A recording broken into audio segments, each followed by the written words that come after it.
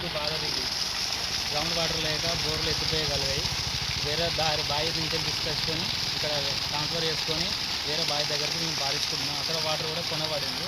అక్కడి నుంచి దారద్రం వల్ల ల్యాండ్ ఎండిపోతుందని మాకు మెట్టకొచ్చిన పంట పాడి పంట మాకు మెట్టకొచ్చిందని ఎండిపోయిందని దాన్ని మేము ప్రయోగంతో ఇట్లా కష్టపడి తెచ్చుకుంటున్నాం వేరే బావి కంచెలు.